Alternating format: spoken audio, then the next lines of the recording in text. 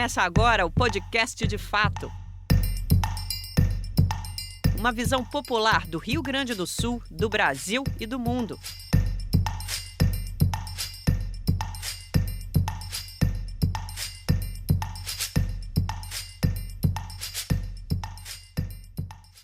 Entrando no ar, mais um podcast De Fato.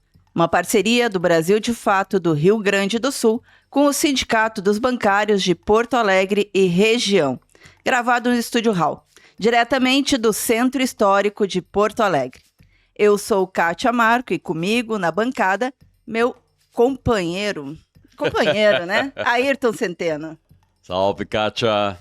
Salve, Ayrton. A nossa convidada de hoje, ela é doutora em História, pesquisadora, professora universitária. É autora de um livro já clássico das relações entre a ditadura de 1964, a censura, os jornalistas e o jornalismo. Estou falando de Cães de Guarda, Jornalistas e Censores, do AI-5 à Constituição de 1988. Um título que deve ser lido e relido, agora, quando a ditadura completa 60 anos, à sombra recente de outra tentativa de golpe de Estado. Muito bem-vinda, Beatriz Kushner. Bom dia a vocês, muito obrigada pelo convite. Seja bem-vinda e esteja em casa. Quem começa te perguntando é o nosso querido Ayrton Centeno. Beatriz, nós acabamos de passar pelos 60 anos, pelo aniversário de 60 anos da ditadura de 64. E como se viu no cinquentenário, em 2014, ainda existe uma certa dificuldade, a gente percebe uma certa dificuldade da mídia entrar nesse assunto, tendo a si própria como personagem. Porque nós sabemos que a mídia foi, digamos, incentivadora do que aconteceu em 64, foi partícipe do que aconteceu, em alguns casos até participou da conspiração e ao longo de 21 anos respaldou o regime que foi aí instaurado, né? Como é que você vê esse, digamos, constrangimento, assim, ainda 60 anos depois? Então, eu acredito que isso advém muito da nossa lei de anistia, né? É uma lei de anistia recíproca, mesmo que os crimes de tortura sejam imprescritíveis. Então, eu acho que gerou na sociedade brasileira a imagem da impunidade, e estas pessoas, donos dos jornais e dos meios de comunicação de uma maneira geral, porque, enfim, eu também encontrei essas questões nas TVs, eles se sentem respaldados nesse manto que a todos anistiou. E é por isso que, para mim, esses meia-culpas são bastante tímidos. Eu lembro sempre que o Otavinho, ele veio ao Rio de Janeiro, se passando por um pesquisador, enfim, e ele testou o Ditabranda comigo 2 semanas antes dele publicar o Ditabranda na Folha. Quer dizer, ele fingiu que não sabia quem eu era, que eu tinha feito um livro contra o jornal dele e veio testar. Isso é uma forte força e um exemplo de que essas pessoas não se sentem nem um pouco constrangidas pelo que fizeram naquele momento. Eu queria fazer um paralelo, não sei se é possível, né, que eu sei que não é o teu campo de estudo, mas entre a atuação da imprensa no golpe de 64 e nos 21 anos de ditadura e 2 acontecimentos mais recentes, que foi o golpe de 2016 contra a presidenta Dilma e agora o 8 de janeiro. É possível fazer esse paralelo? Então, eu estou participando de uma maratona dos 60 anos do golpe, né? Acho que desde 18 de março, quando nós abrimos um seminário internacional aqui na UERJ, até semana que vem, passando pela USP na próxima semana. E eu tive a preocupação de fazer um texto sobre a existência de documentos falsos em arquivos públicos, principalmente nesses acervos de inteligência. E eu fui me deparar com a ficha falsa da Dilma em 2009. Desde 2009, a Folha de São Paulo publicou uma chamada de capa de uma ficha falsa do DOPS, da então candidata a ser candidata a presidente da República. Eu acho que é um momento chave para a gente entender como é que essa imprensa vai se posicionar neste momento. Que também pode se fazer um paralelo com o 8 de janeiro. E você vê diferentes correntes, mesmo na imprensa hegemônica, tratando do 8 de janeiro. Uns mais raivosos com o que aconteceu e outros ainda tímidos nas críticas. Então, acho que é possível. É uma tradição dessa imprensa brasileira ela ser colaborativa, dependendo do governo que esteja. Não acho que esses paralelos sejam tão absurdos de serem feitos. Essa, digamos assim, conivência seria mais com os governos ou seria mais com o capital financeiro? E se o governo apoia esse, né, tá na linha desse capital? Com certeza. Eles estão vinculados com quem apoia financeiramente esses governos. E aí vão se engajar nessas questões. A Folha dizia durante muito tempo que ela não vivia mais da publicidade. Eu acho complicado você dizer que já tem uma independência financeira, que a publicidade não importa mais para os jornais. Mas certamente é essa relação de poder que vai sustentar e vai ter na imprensa e nos meios de comunicação, de uma maneira geral, o veiculador de uma mensagem nessa sincronia. Beatriz, no teu livro, do Cães de Guarda, que é o resultado da tua tese de doutorado, você centra mais a sua análise no caso do Grupo Folhas e mais especificamente no caso da Folha da Tarde, né? Um jornal que era o primo pobre, digamos assim, do grupo, né? E o grupo Folhas ficou famoso nesse episódio, desconfortavelmente famoso, eu diria até, por conta do empréstimo de carros, distribuição de jornais para a polícia política, para emboscar, prender e talvez até desaparecer opositores do regime. O que é que você poderia dizer sobre isso? Então, eu fico vaidosamente satisfeita que a Comissão Nacional da Verdade atribuiu à minha divulgação sobre a questão dos carros queimados da Folha da Tarde, da Folha de São Paulo, como uma descoberta desse trabalho do Cães de Guarda. O que acontecia é que os militantes das esquerdas chegavam próximos dos carros do jornal para fazerem denúncias do que estava acontecendo e lá de dentro saíam policiais que os prendiam, por isso que os carros foram queimados. Eu não sei dizer, sinceramente, se a Folha da Tarde é um primo pobre. Eu acho que a Folha da Tarde faz parte de uma teia que se inaugura na parceria Frias Caldeira. Não é possível entender o grupo Folha da Manhã sem entender essa relação Frias Caldeira, que vai usar cada um dos jornais num perfil, mas do mesmo modo fazendo essa aliança profunda com o governo vigente, com a ditadura civil-militar pós-64. A Folha da Tarde, ela renasce em 67 para fazer oposição ao Jornal da Tarde do grupo do Estadão. Então, e aí toda a redação da Folha da Tarde cai no dia do assassinato do Marighella, porque a grande maioria daquela redação era vinculada à LN, né? E para se sincronizar com um novo momento, os donos do grupo Folha da Manhã fazem uma virada completamente à direita e formam na Folha da Tarde o jornal de maior tiragem pelo número de policiais /jornalistas que existiam na redação, né?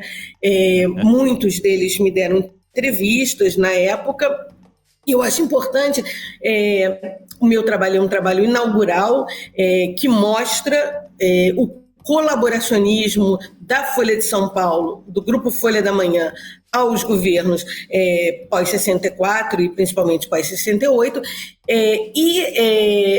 nesse sentido, toda a trajetória de cada um desses jornais do grupo vai estar em profunda sincronia com esse pacto de colaboração.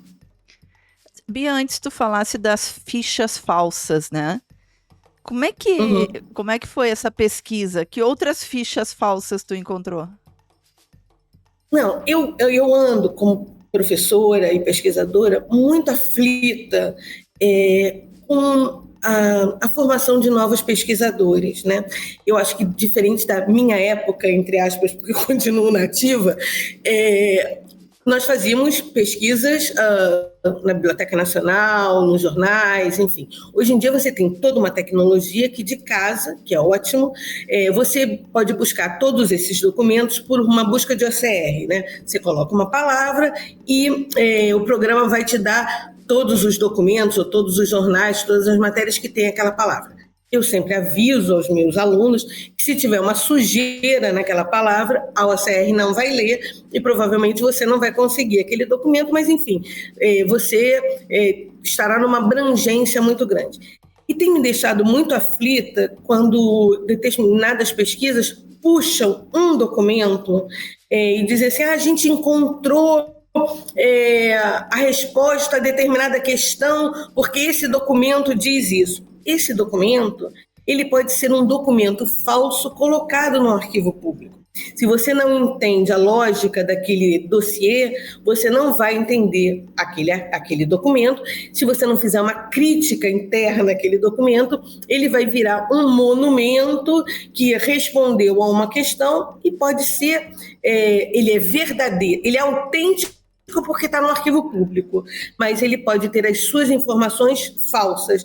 Então, eu trabalho com 2 exemplos nesse texto. A ficha falsa da Dilma, e eu volto lá para trás, nos anos 70, quando eu entrevistei o Fernando Gasparian, o dono do Opinião, e ele me contou que o jornal começou a ser censurado, eles entram na justiça contra a censura, o tribunal dá ganho de causa a eles e no dia seguinte o Médici baixa uma normativa de que não, eles não estavam sendo censurados pela lei 10.077 de 70, que é a lei de censura prévia. Eles estavam sendo censurados pelo artigo 9 do AI-5 e de um decreto secreto 165B de 71.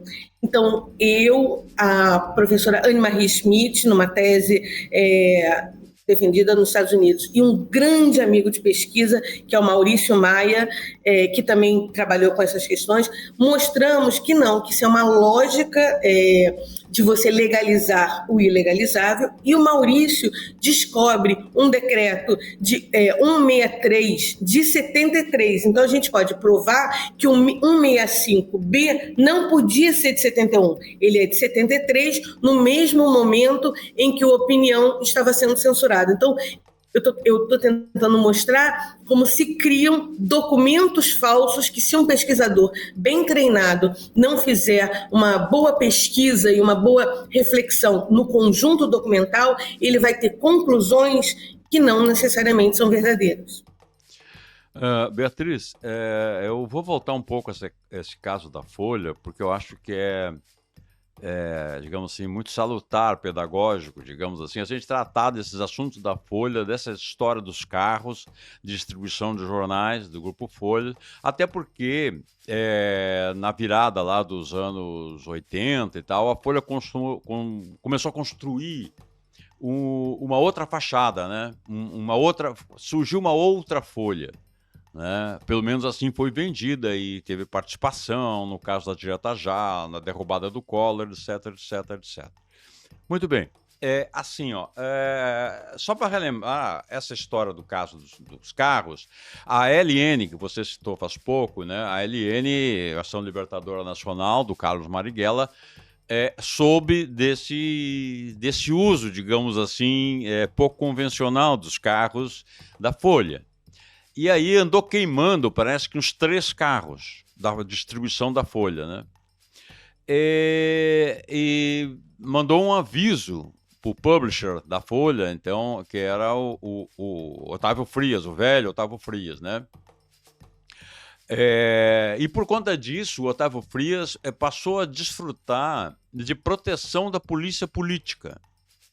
O que é uma coisa curiosa, porque ele consta que ele se mudou para o prédio da Folha, com a família, para o próprio prédio da Folha, e passou a desfrutar, digamos assim, de uma segurança privada que lhe era oferecida pelo Estado. É isso mesmo? É muito importante você chamar a atenção para essa questão, porque assim, eu tive uma grande fonte durante todo o meu processo de pesquisa, que se tornou um amigo que eu conheço, enfim, pelo menos há 30 anos, que é o Ivan Seixas, que era militante do MRT, do Movimento Revolucionário Tiradentes, que era um braço armado da LN. Ele e o pai dele foram presos. Tem um outro episódio que é um episódio escabroso, foi muito bom você falar sobre isso, sobre o Joaquim Seixas, que era o pai do Ivan Seixas e que foi envolvido também numa notícia de jornal, não é? O Ivan, ele e o César Benjamin são os dois militantes de esquerda presos menores de idade e mantidos presos menores de idade, o que é ilegal.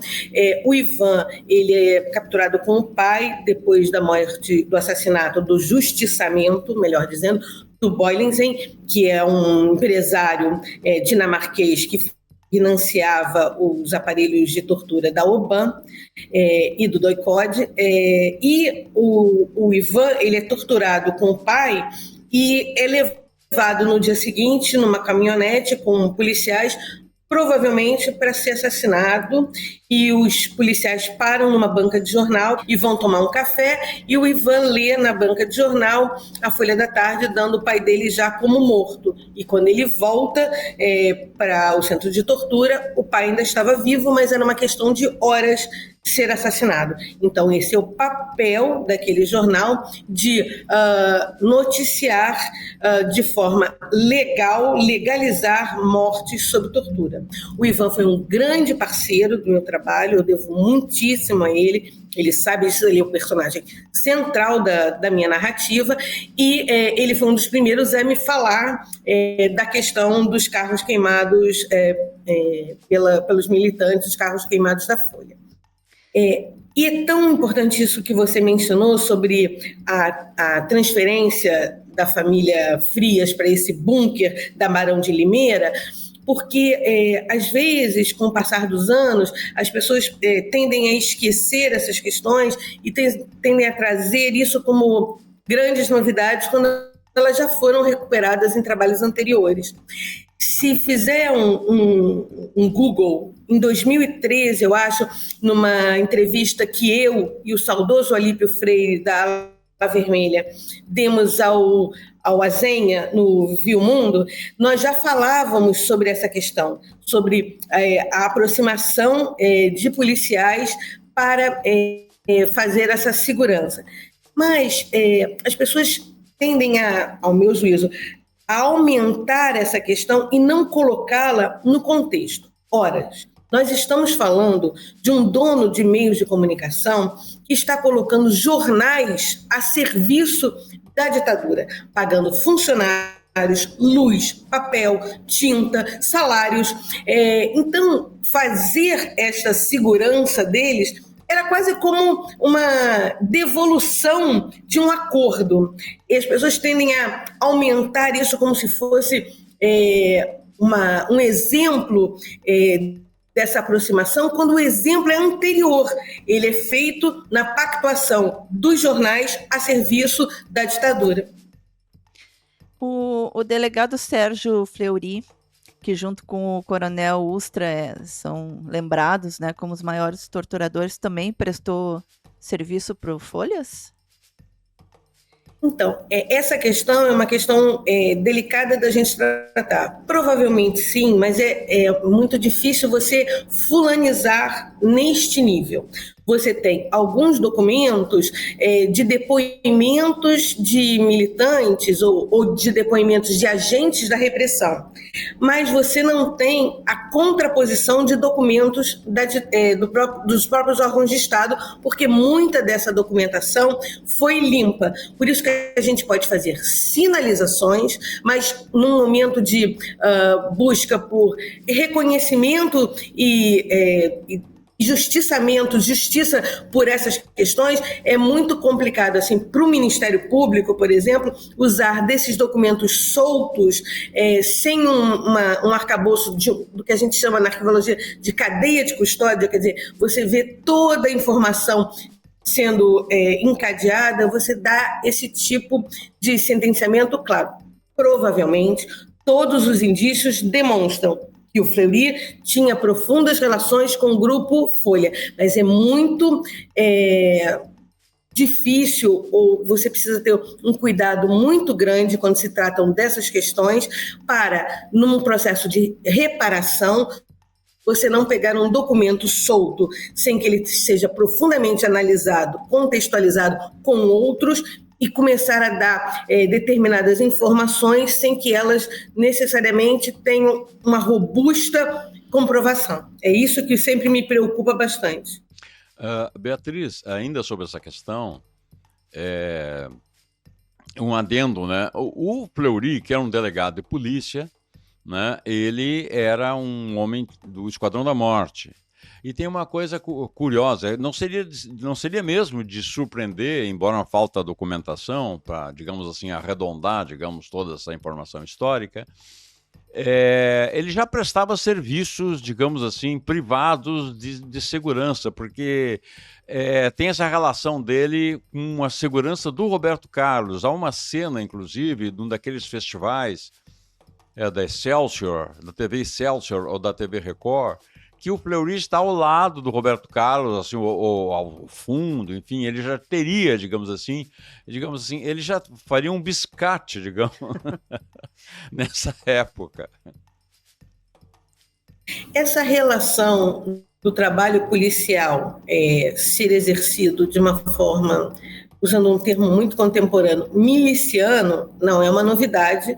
E ela está em toda a história, da história policial no Brasil ou em outros lugares, porque essas pessoas têm outros trabalhos. Então, você pode aproximar essas análises. Mas lembrando também que o Esquadrão da Morte e os outros vão acontecer, vão se fortalecer quando a máquina repressiva já atuou tão fortemente que aniquilou as forças de resistência das esquerdas armadas. Então, essas pessoas continuam muito quentes no seu ato de perseguição e tortura e precisam muito deste dinheiro extra, né? O trabalho do Maurício Maia sobre o Notícias Populares mostra muito isso.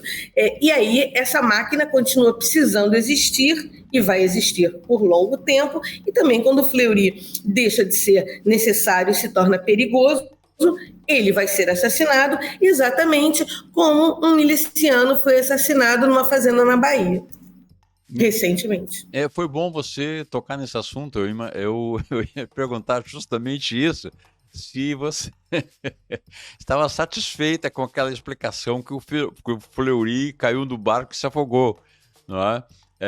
Que por sinal aconteceu num dia 1º de maio, que foi festejado lá, que estava havendo coincidentemente uma grande reunião dos metalúrgicos do ABC no estádio de Vila Euclides e tal, e foi saudado como um grande acontecimento a morte do Fleury. Você, digamos assim, digere essa história de que ele caiu do barco e se afogou? Então, voltando de novo à questão da pesquisadora e historiadora devota e presa aos documentos. Todos os indícios nos levam a crer que este escorregão não aconteceu da mesma maneira que o miliciano na Bahia não foi morto porque tentou fugir ou coisa do gênero. E acho que isso demonstra muito, eu volto lá no começo da nossa conversa, essa ideia no Brasil de uma anistia recíproca. Então, como a anistia foi recíproca, certas questões não precisam ser tocadas. Elas entram nesse grande manto de que a democracia brasileira é um estágio muito frágil e delicado, é um bebê que precisa ser cuidado. E qualquer assunto mais delicado pode balançar as estruturas desse bebê. Tem um termo, né, que se usou muito durante a ditadura para caracterizar as organizações da luta armada que resistiam à ditadura, que é terrorista. Na tua pesquisa, tu consegue saber de onde que surgiu esse termo? Se foi um termo que a repressão passou para os jornais ou os próprios jornais que deram origem a ele? Muito legal você perguntar isso, assim, porque eu posso prestar uma homenagem a um colega de vocês e meu, professor de jornalismo da Universidade Federal Fluminense, João Batista Abreu. No livro dele, na dissertação dele, ele é o primeiro a encontrar, em 1966, no Globo, o termo terrorista. O jornal se refere a esses militantes como terroristas. Então, não fui eu que encontrei, foi o professor João Batista Abreu, que demonstra isso como uma expressão materializada no jornal. Ela pode até ter vindo da polícia, mas é o jornal que, pela primeira vez, imprime a esses militantes o termo.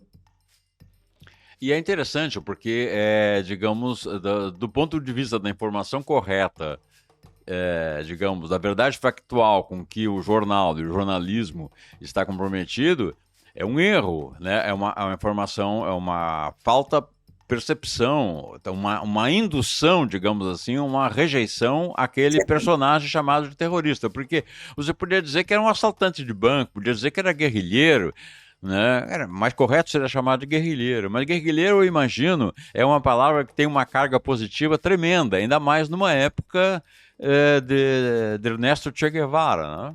Então é mais fácil chamar de terrorismo, que todo mundo fica realmente aterrorizado com esse termo, né? Eu acho importante pensar nisso, porque, assim, para mim, é uma ditadura civil-militar, né? É uma ditadura que recebeu diversas sinalizações da sociedade civil, desde o poder econômico até a população, de uma sustentação, senão não teria durado tantos anos, né? A gente fala dos movimentos de resistência, mas os momentos de resistência são muito circunscritos a determinados ambientes. Você tem uma colaboração, eu uso esse termo muito fortemente sempre, de vários setores, inclusive da população brasileira. Existe uma documentação no Arquivo Nacional de Brasília sobre a censura que é muito chocante de ler. São senhoras do bairro de Santana, em São Paulo, que escrevem ao diretor da Polícia Federal solicitando que a censura seja mais rígida, porque a censura está sendo muito branda. E são diversas cartas com diversas assinaturas. Então, você vê todo um engajamento da população nesse sentido. Claro que isto foi muito alimentado por essa imprensa que, desde 66, vai estar nominando estas pessoas numa alegação de terrorismo. E, por isto, eu tento sempre colocar os termos que as pessoas daquela época, nas esquerdas, utilizavam. Então, não é um assassinato, é um justiçamento, não é um sequestro, é uma ação de reparação pelas pessoas que estão sequestradas nas polícias políticas. Você tentar transformar pelo vocabulário, pelo léxico, uma outra noção do que maciçamente foi imposto nesses anos todos. E muita gente, erroneamente, ainda usa para o golpe civil-militar de 64 o nome de revolução, né? O que muito nos choca. E é um trabalho pedagógico, né? Eu acho que eu estou nessas comemorações do golpe acho que desde os 30 anos do AI-5 e dos 40 anos do golpe de 64. E você vê o aumento dos trabalhos e também esta preocupação de tentar desmontar essa imagem, mas que em determinados momentos contemporâneos você vê ressurgir na sociedade brasileira esse conservadorismo atávico do nosso nascedouro enquanto uma república fruto de um golpe militar, que é muito difícil de você se desvencilhar dessa cultura política tão entranhada na sociedade brasileira. Como a gente está vendo hoje, né, Bia? Mas, Bia, outro termo assim, que era bem interessante é anos de chumbo, que os jornalões começaram a adotar ali com a redemocratização, né? E é interessante porque esses mesmos donos de jornais que se deram muito bem nos anos de chumbo, né? A começar pela Rede Globo, que nasceu na ditadura militar, né? E teve muito dinheiro, inclusive dos Estados Unidos, para sua criação. Aliás, sobre isso tem o filme, né? Muito Além do Cidadão Kane, que traz essa história, né? Eu queria chamar a atenção também para dois outros casos além do Grupo Folha. Eu acho que se perde muito a oportunidade de ampliar o conhecimento sobre essa colaboração de empresas de comunicação quando você não amplia o leque, né? Então, no caso da Folha, que foi citado aqui, quando das diretas, existe um livro chamado 1000 Dias e depois os 1000 Dias depois dos 1000 Dias. No primeiro 1000 Dias, há um relato dos jornalistas da época dizendo exatamente, esse livro do final dos anos 90, que a Folha de São Paulo percebeu, após o evento das diretas já em São Paulo, que o seu público leitor estava se transformando, e é para se sintonizar com esse público leitor que ela faz uma guinada ao centro-esquerda, coloca uma faixa verde e amarela nos jornais para falar do seu patriotismo e do seu engajamento ao projeto das diretas, que era um projeto estritamente mercadológico, e por isso ela aposenta os jornalistas policiais da Folha da Tarde, começando pelo Antônio Ajo, que vai se tornar depois Relações Públicas, assessor de imprensa do Romeu Tuma, né? E passa um grande período trabalhando como tal. Até eu conhecê-lo, ele era nesse sentido.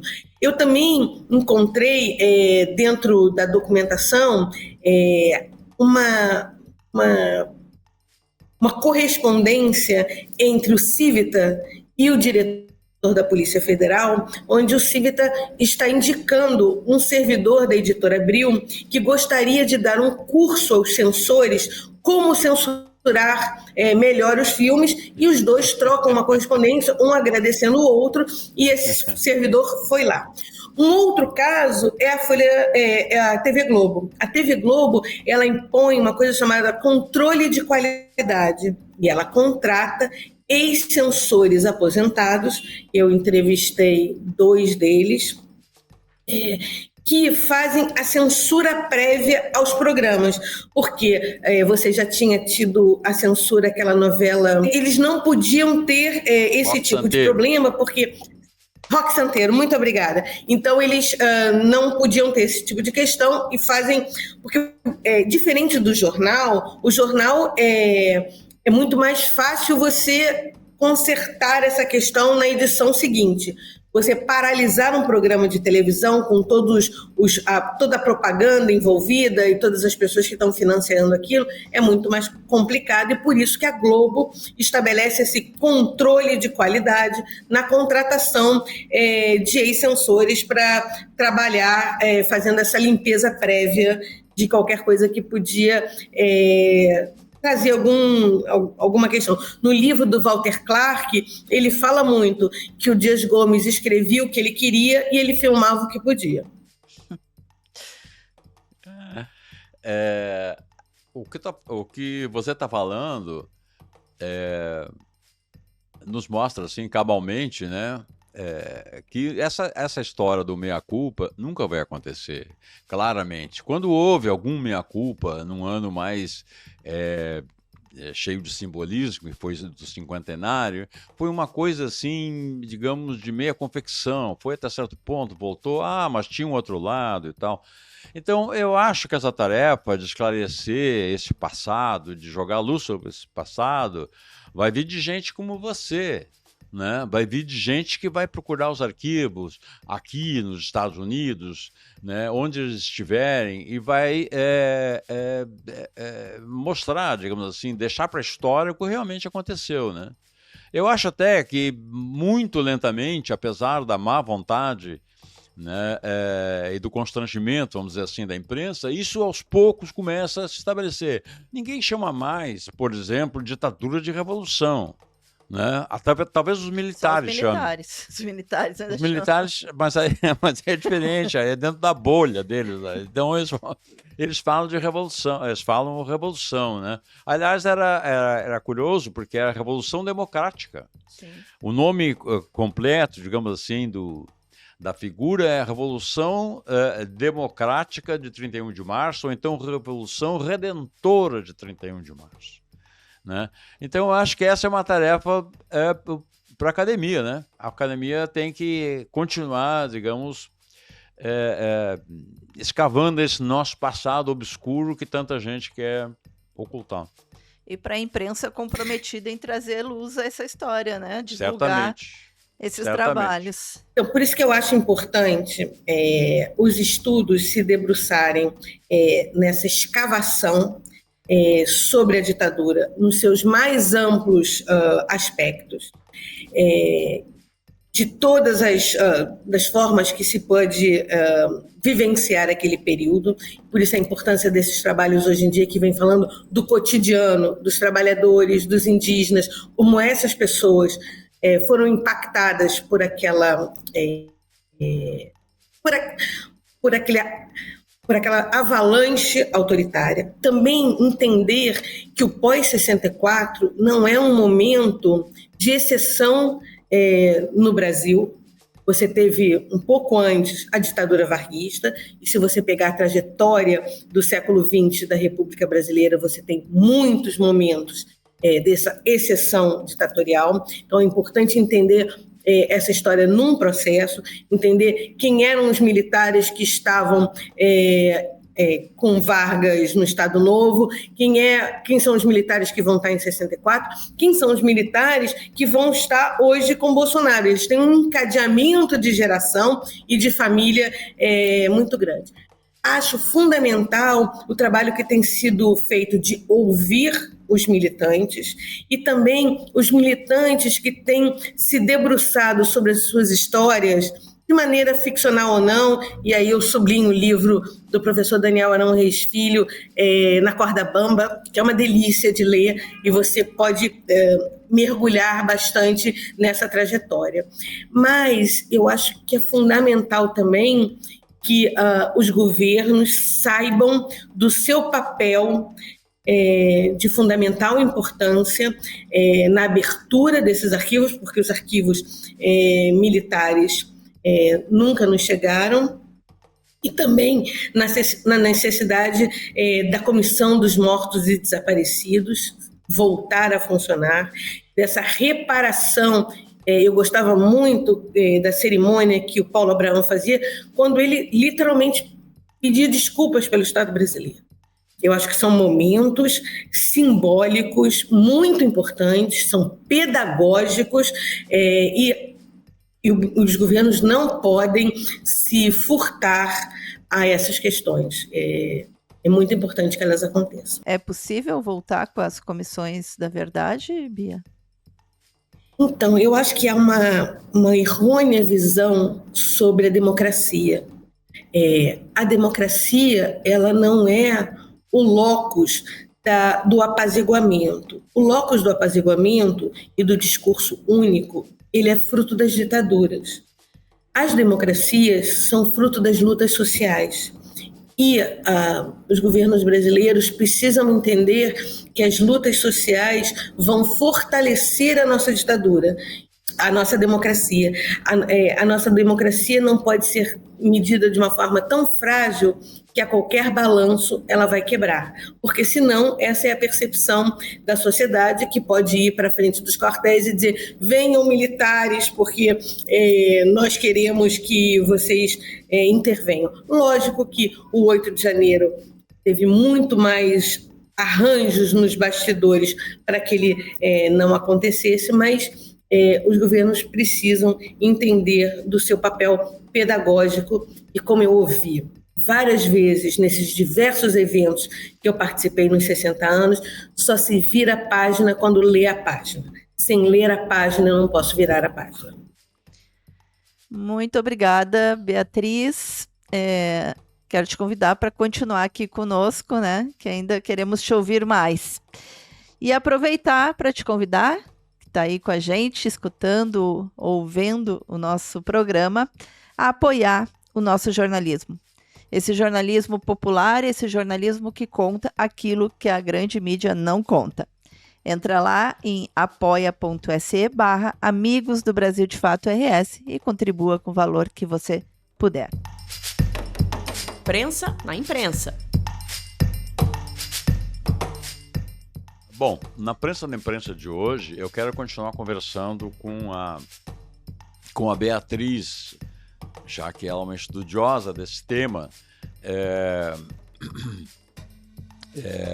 O jornalista Mino Carter tem uma frase que talvez seja exagerada, mas o Mino Carter, que todo mundo sabe, o Mino Carter é criador da Veja, criador da Isto É e tal, um nome E da Carta Capital. icônico, Carta Capital, né, do Jornal da República, um nome icônico na imprensa brasileira.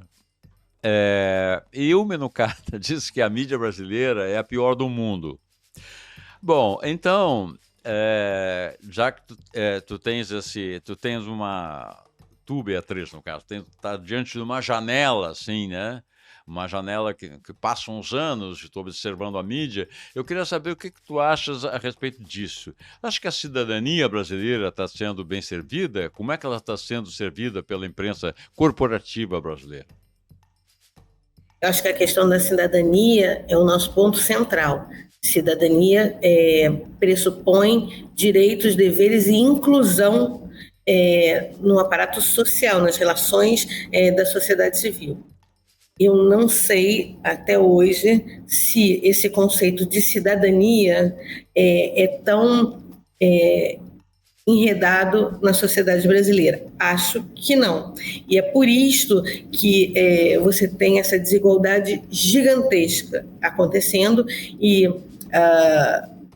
eu me pergunto muito assim, o Mino Carter me deu uma entrevista maravilhosa, enfim, ele contou lá como os governos Geisel fizeram uma limpeza nas redações, né, que depois e vão tirando as figuras centrais, e ele vai numa dessas limpezas, porque, como dizia o Cláudio Abramo, o lugar da liderança não é o lugar da redação. A redação não pode ter jornalistas líderes. Eu acho que esse é o grande problema da sociedade brasileira, essa dificuldade de implementação de cidadãos iguais, não cidadãos de diferentes classes, né? E a imprensa brasileira, ela vai refletir exatamente essas relações no interior dessa sociedade. Então, se nós temos a pior imprensa do mundo, é porque a gente tem uma das mais difíceis sociedades para se viver. Uma sociedade extremamente misógina, machista, conservadora, autoritária, violenta, e que a gente mesmo, depois de uma Constituição cidadã, não conseguiu levar a cabo essa cidadania ao corpo social, né? Está acontecendo aqui no Rio, em São Paulo, um festival de cinema de documentário que eu gosto muito, que é o É Tudo Verdade. E vai se lançar um filme que eu não vi, eu só li o livro, que é o filme sobre o Brizola, né? Às vezes eu acho, num exercício de hipótese, que o Brasil se deve não ter tido Leonel Brizola como presidente da República. Tudo bem.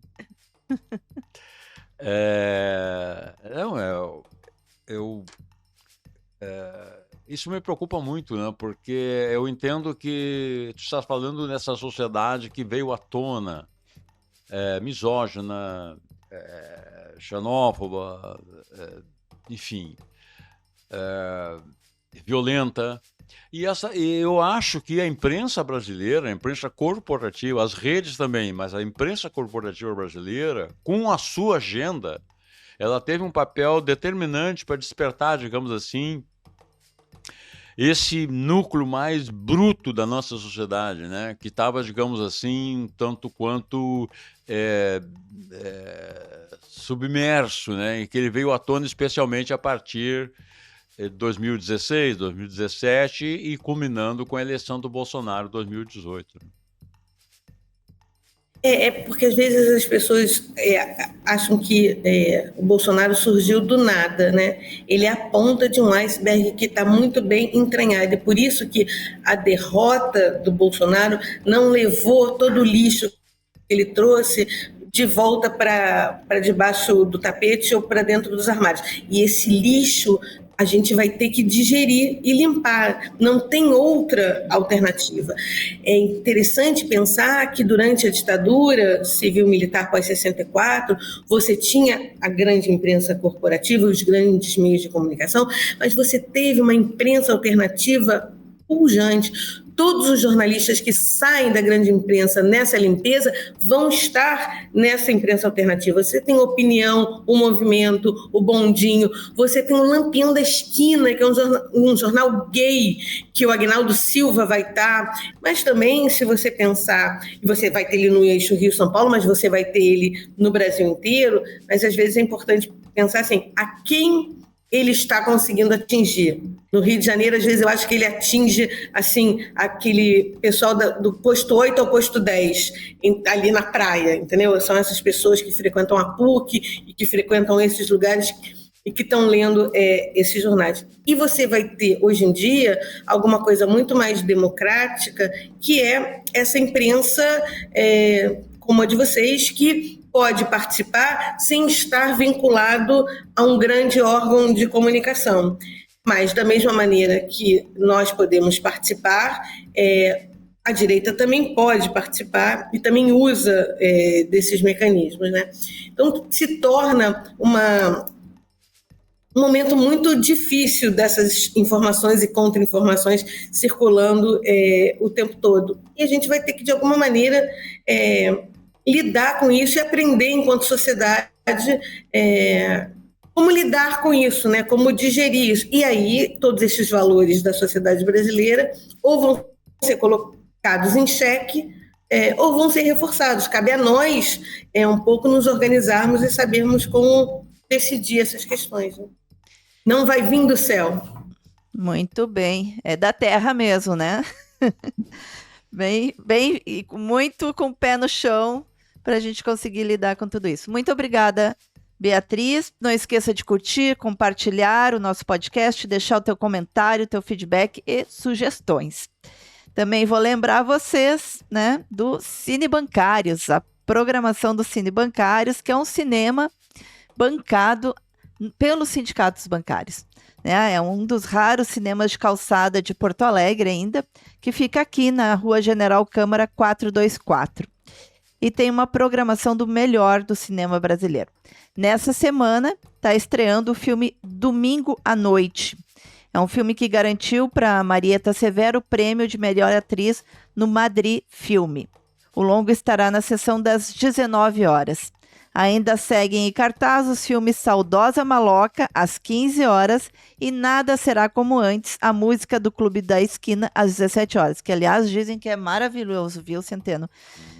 Eu sempre saio daqui do podcast com vontade de ver todos os filmes, né? E aí a correria da vida não deixa. Figuraça da semana. Olha, a minha figuraça da semana, para fugir um pouco do padrão, é um militar É o coronel aviador Alfeu de Alcântara Monteiro, que a maioria imensa das pessoas, os brasileiros, não sabe quem foi. Bom, 60 anos antes, nesse mesmo dia que nós estamos gravando esse programa, 4 de abril, né, ele foi metralhado pelas costas na base aérea de Canoas, aqui, ao lado de Porto Alegre. O coronel Alfeu, ele já tinha tido um papel muito relevante na tentativa anterior de 1964, que foi aquele esforço dos ministros militares para impedir a posse do João Goulart quando o Jânio Quadros renunciou, né? Naquele momento houve uma determinação daquela junta militar, para que o Palácio Piratini, onde estava a Brigada Militar e a resistência, digamos, encarnava a resistência do governador Leonel Brizola, que o Palácio Piratini, no centro de Porto Alegre, fosse bombardeado, né? Os aviões saíram da base aérea de Canoas e bombardeariam o Mais Palácio. uma vez, lembrando aí o Brizola, né? Piratini, exatamente. Lembrando, esse é o grande momento da vida do Brizola. Essa resistência, né? Repetiria alguma coisa que aconteceu na Argentina, onde também as imediações da praça do centro de Buenos Aires foram bombardeadas durante um levante militar. Pois bem, ele estava marcado porque, na época, aqueles que se rebelaram, sargentos na base aérea, em 61, eles esvaziaram os pneus dos aviões e desativaram, digamos assim, o equipamento bélico desses aviões. E esses aviões não puderam decolar e, portanto, não bombardearam o centro de Porto Alegre. Então, ele estava marcado por isso. Quando veio em 64, né, ele se insurgiu contra o comportamento, né, contra o golpe, e quanto ao comportamento de alguns dos seus companheiros, inclusive do chefe, do comandante da base aérea.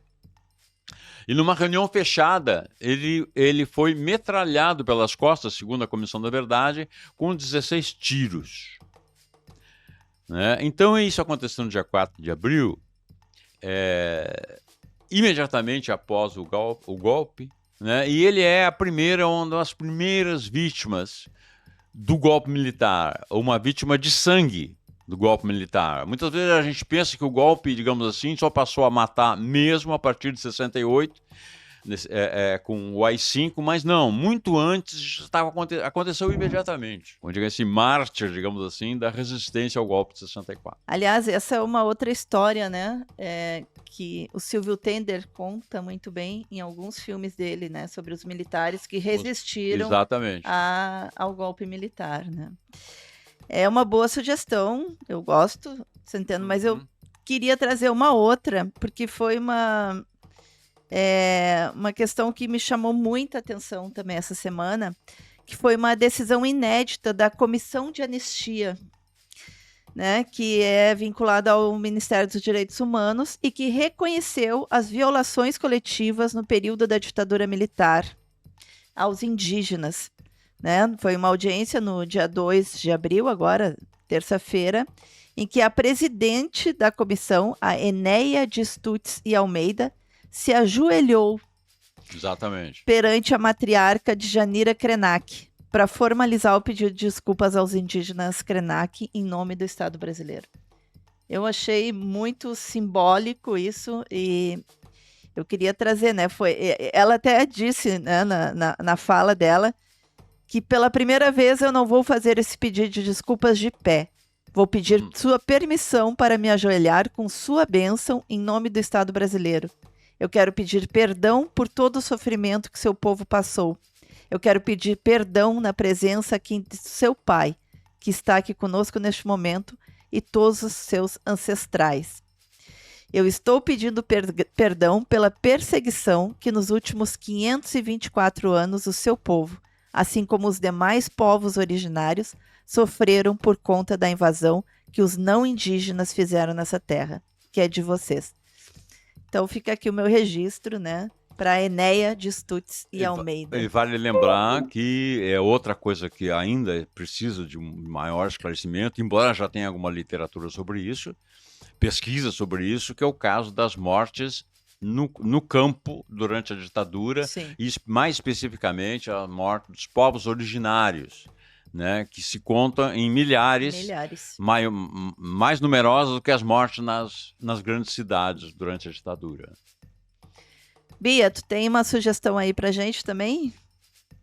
Então, eu tenho, mas queria dizer que é muito importante que os novos pesquisadores se debrucem sobre o manancial de acervo que está no Arquivo Nacional do Brasil, fruto da Comissão Nacional da Verdade, dentro do projeto Memórias Reveladas, que passa por um momento de transição, que a gente torce que se recupere o mais rápido possível. Eu queria trazer uma mulher que sempre me marcou muito, que é a Inês Etienne Romeu. A Inês Etienne foi a única sobrevivente da Casa da Morte em Petrópolis, onde foram barbaramente assassinados a Ana Rosa Kuczynski, seu marido, por exemplo.